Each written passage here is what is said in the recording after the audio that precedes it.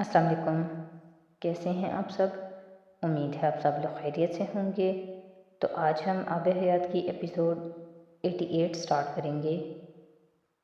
ناشتے کی میز پر امامہ نے جبرائیل کی سوجی ہوئی آنکھیں دیکھی تھیں، جو سلام کر کے سالار یا امامہ سے نظریں ملائے بغیر آ کر کرسی پر بیٹھ گیا تھا۔ تمہاری طبیعت ٹھیک ہے؟ امامہ نے اس کا ماتھا چھو کر جیسے ٹمپریچر معلوم کرنے کی کوشش کی۔ جی میں ٹھیک ہوں، جبرائیل کچھ گھبرایا۔ چائے کا کپ اٹھاتے ہوئے سالار نے بھی اسی لمحے جبرائیل کو دیکھا تھا، لیکن کچھ کہا نہیں۔ تم جاگتے رہے ہو کیا ساری رات؟ امامہ کو اس کی آنکھیں ابھی بھی تشویش میں مبتلا کر رہی تھیں۔ نہیں ممی، یہ بہت رویا ہے۔ اس سے پہلے کہ جبرائیل کوئی اور بہانہ بنانے کی کوشش کرتا، حمین نے سلائس کا کونا دانتوں سے کاٹتے ہوئے جبرائیل کو جیسے بھرے بازار میں ننگا کر دیا۔ کم از کم جبرائیل کو ایسا ہی محسوس ہوا تھا۔ ٹیبل پر موجود سب لوگوں کی نظریں بیک وقت جبرائیل کے چہرے پر گئیں۔ وہ جیسے پانی پانی ہوا۔ ایک لفظ بھی کہے بغیر امامہ نے سالار کو دیکھا۔ سالار نے نظریں چرائیں۔ سلائس کے کونے کترتا ہوا حمین بے حد اطمینان سے رات کے اندھیرے میں بستر میں چھپ کر بہائے گئے ان آنسوؤں کی تفصیلات کسی کمنٹری کرنے والے انداز میں بغیر رکے بتاتا چلا جا رہا تھا۔ جبرائیل روز روتا ہے اور اس کی آوازوں کی وجہ سے میں سو نہیں پاتا، اور جب میں اس سے پوچھتا ہوں کہ کیا ہوا، کیا وہ جاگ رہا ہے، تو جواب نہیں دیتا۔ ایسے ظاہر کرتا ہے جیسے سو رہا ہے۔ مگر مجھے ناشتے کی میز پر حمین کے انکشافات نے عجیب خاموشی پیدا کر دی تھی۔ اور ممی، مجھے پتہ ہے کہ یہ کیوں روتا ہے۔ حمین کے آخری جملے نے امامہ اور سالار کے پیروں کے نیچے سے نئے سرے سے زمین کھینچی تھی۔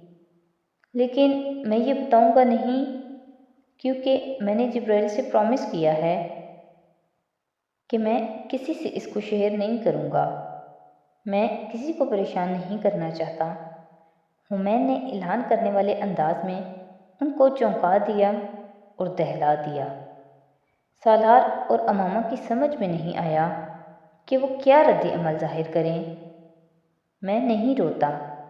حمین کے خاموش ہونے کے بعد ماں باپ کو دیکھتے ہوئے جبرائیل نے حلق میں پھنسی ہوئی آواز کے ساتھ جیسے اپنا پہلا دفاع کرنے کی کوشش کی، اور حمین نے اس پہلی کوشش کو پہلے ہی وار میں زمین بوس کر دیا۔ او مائی گاڈ، تم جھوٹ بول رہے ہو؟ تم حافظ قرآن ہو کر جھوٹ بولتے ہو؟ جبرائیل پر کچھ اور پانی پڑا۔ اس کا چہرہ کچھ اور سرخ ہوا۔ ممی، جھوٹ بولنا گناہ ہے نا؟ اس نے ماں سے تصدیق کرنے کی کوشش کی۔ حمین، خاموش ہو جاؤ اور ناشتہ کرو۔ اس بار سالار نے مداخلت کی اور اسے کچھ سخت لہجے میں گھرکا۔ اپنے حواس بحال کرنے کے بعد صورتحال کو سنبھالنے اور جبرائیل کو اس سے نکالنے کی یہ اس کی پہلی کوشش تھی۔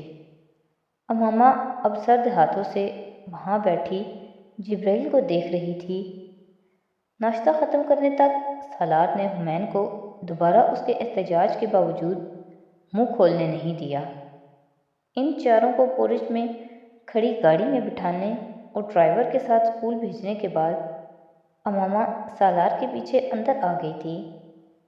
جبرائیل کو میری بیماری کے بارے میں پتہ ہے، سالار نے اندر آتے ہوئے مدھم آواز میں اسے بتایا۔ وہ اس کے پیچھے آتے آتے رک گئی۔ پاؤں اٹھانا بھی کبھی دنیا کا مشکل ترین کام بن جاتا ہے۔ رات کو بات ہوئی تھی میری اس سے، سالار اسے بتا رہا تھا۔ کب؟ اس نے بامشکل آواز نکالی۔ رات گئے، تم سو رہی تھی۔ میں لاؤنج میں کسی کام سے گیا تھا۔ وہ کمپیوٹر پر برین ٹیومر کے علاج کے بارے میں جاننے کے لیے میڈیکل ویب سائٹ کھولے بیٹھا تھا۔ وہ کئی ہفتوں سے ساری رات یہی کرتا رہا ہے۔ میں نے پوچھا نہیں اسے کس نے بتایا، کب پتہ چلا، لیکن مجھے لگتا ہے اسے شروع سے ہی پتہ ہے۔ محمد جبرائیل سکندر کنویں سے زیادہ گہرا تھا۔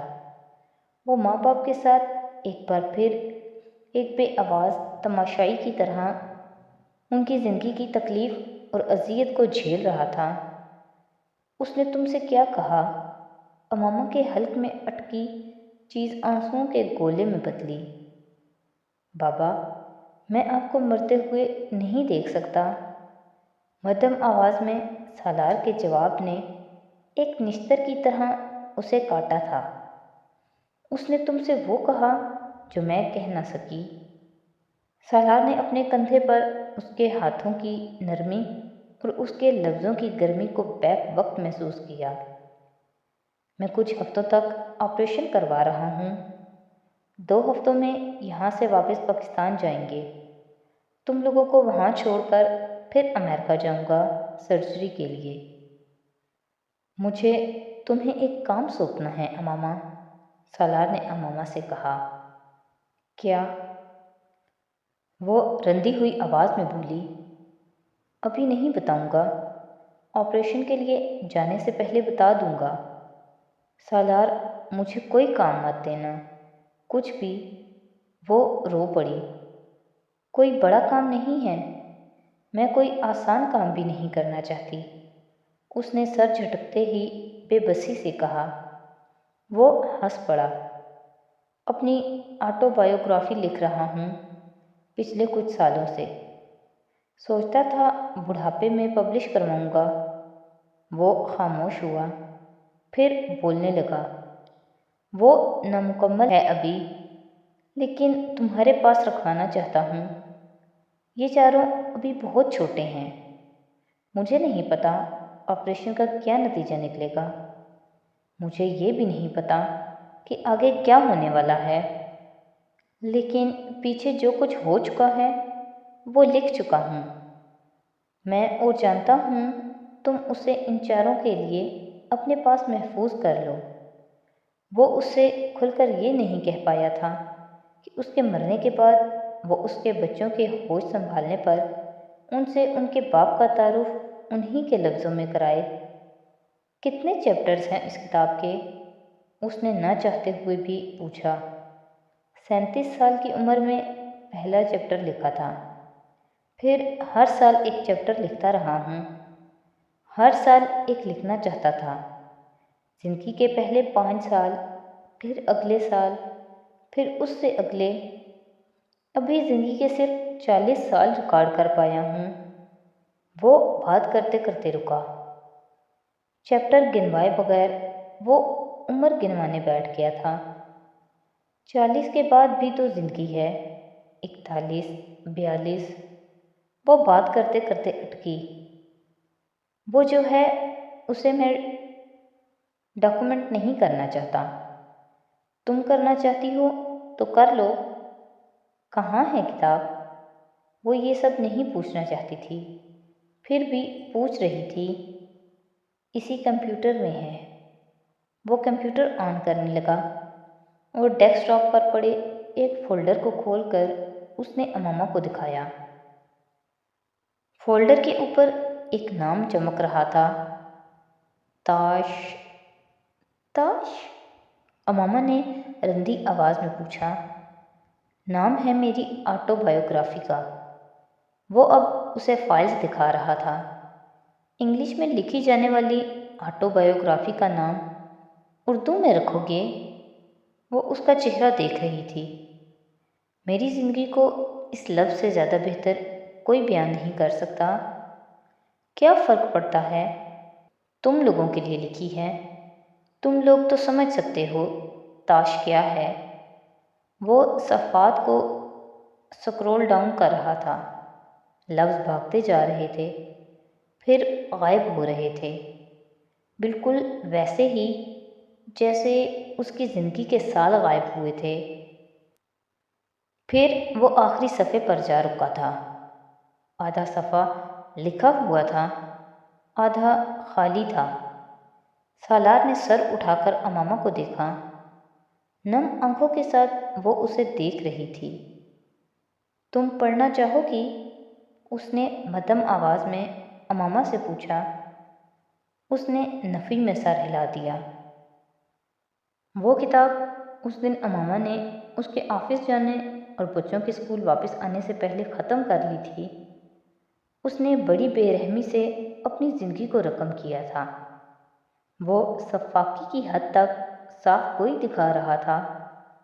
अपने सारे ऐब, सारी गलतियाँ, सारी गुमराहियाँ, और फिर उसकी ज़िंदगी में अमामा हाशिम ने क्या रोल अदा किया, उसकी औलाद ने क्या तब्दीली की थी, और उसके बाप ने उसके लिए क्या क्या किया, और इस रिस्क ने क्या तबाही की थी, वो भी जो सूद से कमाया। 8वें चैप्टर के आखिरी लाइन में अमामा ने एक लाइन लगाते हुए अगला सफ़ा खोला था। सालार सिकंदर की ज़िंदगी के 9वें चैप्टर का आगाज़। तुमने किताब पढ़ी? उस रात सालार ने वापस आकर सोने से पहले पूछा। नहीं, उसने फ़ौरन कहा। मुझे इस किताब को इस कंप्यूटर से हटा देना चाहिए। सालार को अचानक ख्याल आया। क्यों? वो हैरान हुई। मैं नहीं चाहता जिब्राइल उसे पढ़े। वो अक्सर यही कंप्यूटर इस्तेमाल करता है।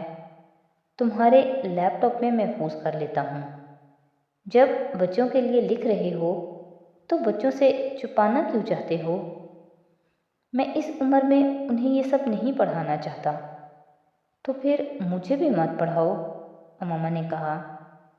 मैं ये किताब कभी नहीं पढ़ूंगी, और मैं कभी अपने बच्चों को भी ये किताब नहीं पढ़ाऊंगी, अमामा ने जैसे ऐलान किया।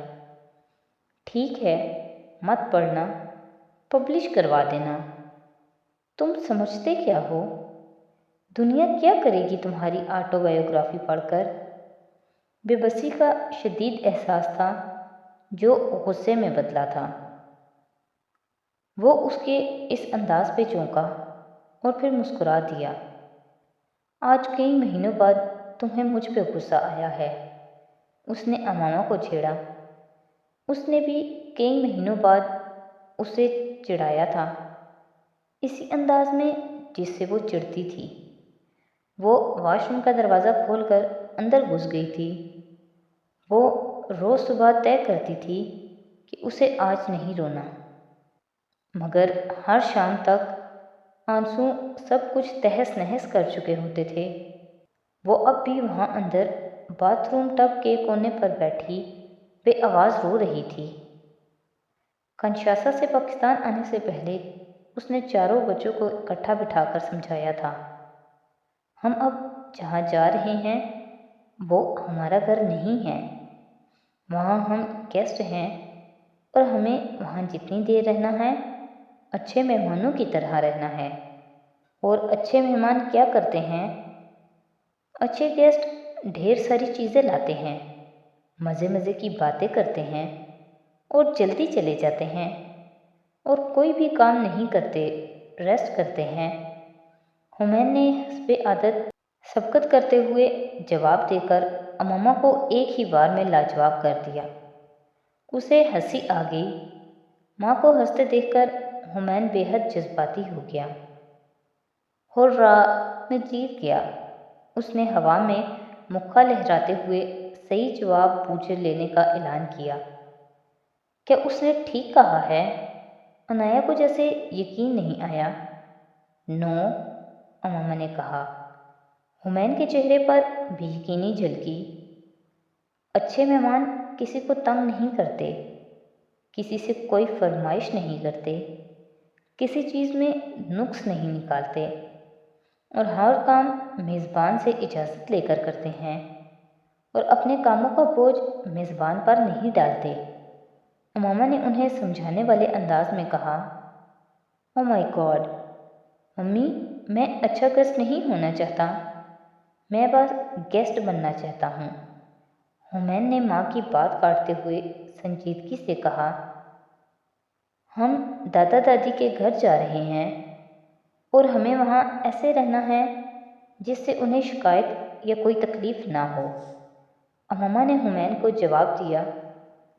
وہ مطمئن نہ ہوا۔ اوکے، عنایا، رئیسہ اور جبرائیل نے بیک وقت ماں کو اطمینان دلایا تھا۔